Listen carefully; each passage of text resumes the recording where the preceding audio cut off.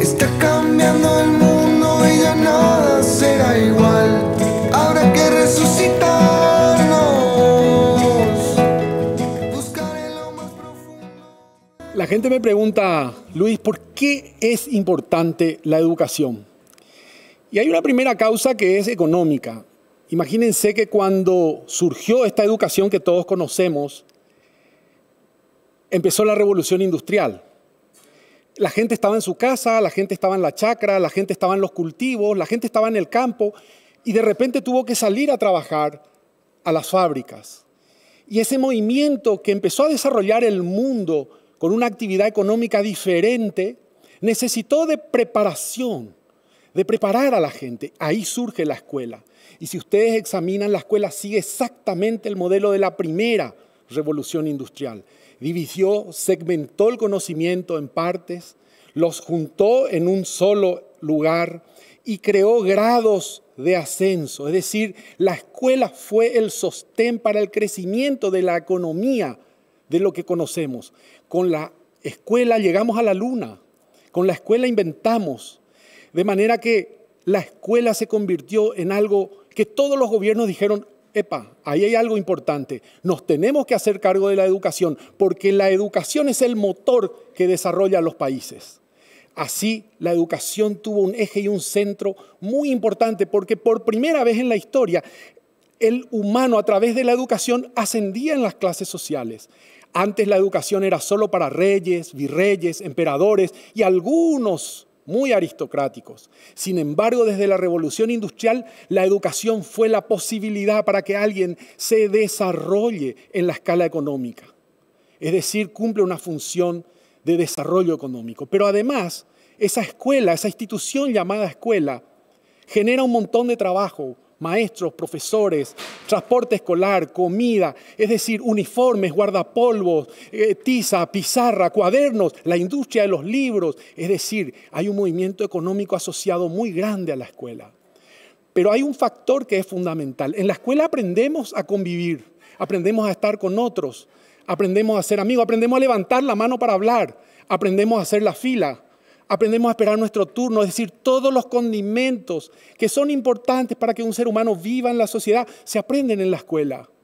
Impacta directamente en la persona, en el desarrollo de quién soy, lo que me gusta, lo que no me gusta, lo que sé hacer, lo que no sé hacer, cuál es mi proyecto vocacional. La escuela impacta en la persona, en el desarrollo humano.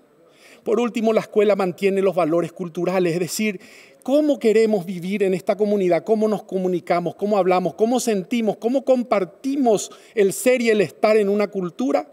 También la escuela se encarga de preservar y de conservar esos valores. Imagínense la importancia y la trascendencia de esa institución llamada escuela. Pero ¿qué pasó? Esa escuela fue creada para un mundo que quiere certezas, que quiere certidumbres, que quiere saber a dónde ir, que quiere saber cómo comenzar, que cree en la fuerza física, que cree en la presencia, que cree en el estar. Ese mundo ya no existe, ese mundo de la primera revolución industrial. Imagínense, estamos entrando en la quinta revolución industrial, la conquista del espacio. La segunda fue la electricidad, la tercera fue Internet, la cuarta, la inteligencia artificial. Nuestros hijos, mis hijas van a convivir con los robots, van a convivir con las máquinas. A eso estamos llamados. Entonces la escuela tiene que reconvertirse. Hoy es central, es esencial, es primordial que la escuela trabaje el ser humano. La primera conectividad es la conectividad humana, devolvernos el ser. Para eso la escuela tiene que aprender a desarrollar hoy la colaboración, el colaborar. No es igual que el cooperar, porque para colaborar tengo que estar dispuesto a cambiar de idea, tengo que estar dispuesto a interactuar con otros, tengo que aprender a ser creativo, a inventar. Nos tenemos que reinventar todos los días. Fíjense, el COVID nos trajo de un golpe el futuro y nos dice, tenemos que reinventarnos. Si no nos reinventamos, si no somos creadores, si no somos curiosos, si no comprendemos, no vamos a poder vivir el mundo que viene. Y esta es la otra clave. La escuela necesita desarrollar la comprensión de los estudiantes. No es posible solamente aprender a leer y escribir, sumar y restar. Tenemos que aprender a entender lo que leemos. Tenemos que aprender a hacer síntesis, a reducir, tenemos que aprender a analizar, tenemos que aprender a buscar información. Estas son las nuevas acciones que la escuela nos tiene que proponer. Tenemos que aprender por fin a ser compasivos, a compasarnos, a acompañarnos, a convivir, a estar ahí uno con otro a pesar de nuestras diferencias. Eso es lo que hoy necesita la escuela, porque esa primera escuela, esa primitiva escuela, esa escuela tan genial que trajo el mundo hasta el espacio, que surgió con la revolución industrial, ya no existe. Por eso no vale la reforma, porque no podemos reformar algo que ya no sirve. Por eso no vale la transformación. Tenemos que hablar de la reevolución. Tenemos que seguir evolucionando. ¿Cómo evolucionar en este momento? Lo primero, tenemos que devolverle al Ministerio de Educación la acción pedagógica, que no se distraiga en otras cosas, que entre al aula. Necesitamos 17 reevoluciones, una para cada departamento, para atender al maestro, para atender a esa comunidad educativa de esa zona. Voy a poner un ejemplo.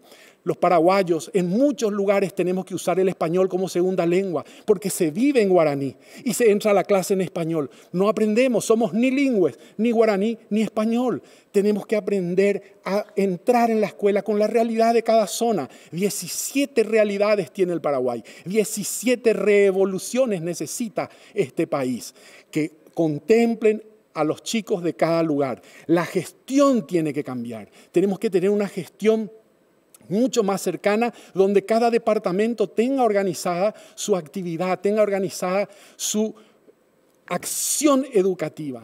Por último, nos toca llegar a los maestros. Los maestros son el centro. Nos hemos olvidado en todas las reformas de los maestros. Tenemos que reformar la formación, la capacitación de los maestros, pero también tenemos que reformar su plan de carrera. ¿Qué significa eso? Hoy un maestro, para ascender en la escala educativa, tiene que salir del aula. El colegio está perdiendo un buen maestro porque si quiere ganar más tiene que pasar a ser director.